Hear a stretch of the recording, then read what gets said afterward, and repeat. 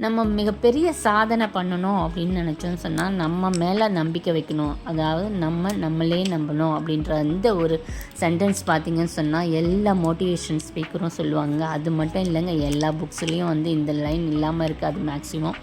இந்த ஒரு சென்டென்ஸ் உங்கள் லைஃப்பில் எந்த அளவுக்கு பாதிப்பு கொடுத்தது அப்படின்னு எனக்கு தெரியாது. ஆனால் இந்த சென்டென்ஸ் வந்து எனக்கு வந்து நல்லாவே வந்து ஒரு வெற்றி கொடுத்துருக்குங்க.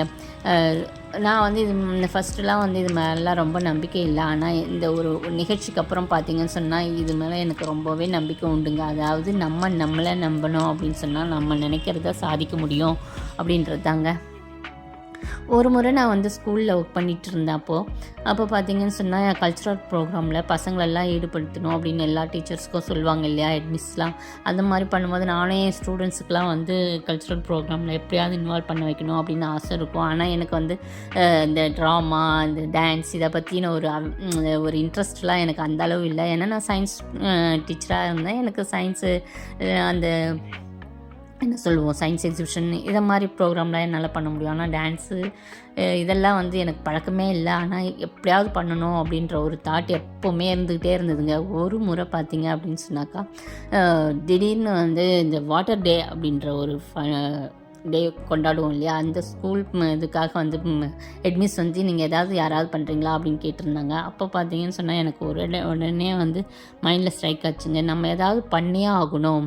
இந்த குழந்தைங்கள வச்சு எல்லா குழந்தைங்களையும் இன்வால்வ் பண்ணி நம்ம வந்து இந்த நீர் சேமிப்பினுடைய அவசியத்தை வந்து சொல்லணும் அப்படின்றத ஒரு ஸ்ட்ரெஸ்ஃபுல்லான ஒரு இதை வந்து கொண்டு வந்தேன் என் மைண்டுக்குள்ளே. அப்போ பார்த்தீங்கன்னு சொன்னாக்கா, திடீர்னு வந்து ஒரே நாளில், அதாவது ஒரு ஈவினிங் 3 o'clock இருக்குங்க. அப்போ நான் உட்காந்து டைலாக் எழுதுகிறேன் ட்ராமாவுக்கு. நீரினுடைய அவசியம் என்ன அப்படின்றத பற்றி ஒரு ட்ராமா எழுதுகிறேன். அதை என் பசங்களுக்கு சொல்லி நாங்கள் ஒரே நாளில் அடுத்த நாள் காலையிலே பார்த்திங்கன்னு சொன்னாக்கா எல்லா மெட்டீரியலும் வந்து காஸ்டியூம்லாம் பண்ணி அந்த ட்ராமாவை ஒரு 70 ஸ்டூடெண்ட்ஸுங்க வச்சு நான் வந்து நடத்தி முடிச்சேங்க. என்னால் வந்து இது வந்து எப்படி சாதிக்க முடிஞ்சது அப்படின்றது வந்து நினச்சி பார்த்தாலே வந்து ரொம்ப பிரமிப்பாக இருந்தது. ஏன்னா எல்லோரையும் இன்க்ளூட் பண்ணியே ஆகணும். ஒரு ஸ்டூடெண்ட்ஸை கூட நம்ம வந்து வேணான்னு சொல்லக்கூடாது. அதே சமயத்தில் வந்து நம்ம வந்து எல்லோரையும் இன்வால்வ் பண்ணி ஒரு கருத்தையும் சொல்லணும் அப்படின்றது தான் என்னுடைய எய்மாக இருந்தது. அப்போ பார்த்திங்கன்னு சொன்னால் எல்லோரையும் இன்வால்வ் பண்ணதில் எங்கள் மேனேஜ்மெண்ட்டே வந்து ரொம்ப ஹாப்பியானாங்க. இந்த ஒரு நிகழ்ச்சி வந்து பார்த்திங்கன்னு சொன்னால் என் மேலே அப்போது இருந்த எனக்கு நம்பிக்கை, நான் எப்படியும் எல்லோரையும் இன்வால்வ் பண்ணி ஒரு ட்ராமா பண்ணிவிடுவேன் அப்படின்ற நம்பிக்கை தான் எனக்கு வந்து இதை ஏற்படுத்துச்சு அப்படின்றது தான் உண்மை.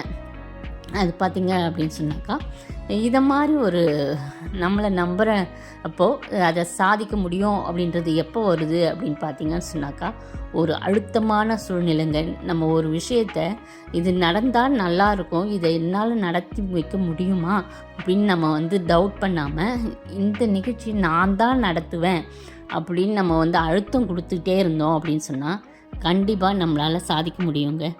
இது என் வாழ்க்கையில் ஒரு முறை நடந்த நிகழ்வு தான். ஆனால் இன்னொரு நிகழ்வுக்காக நான் இப்போவும் வெயிட் பண்ணிகிட்ருக்கேன். உங்களுக்கும் இந்த மாதிரி ஒரு எக்ஸ்பீரியன்ஸ் இருந்தால் கமெண்ட்டில் சொல்லுங்கள். இந்த வீடியோ பிடிச்சிருந்தா மறக்காமல் லைக் பண்ணி ஷேர் பண்ணிவிடுங்க.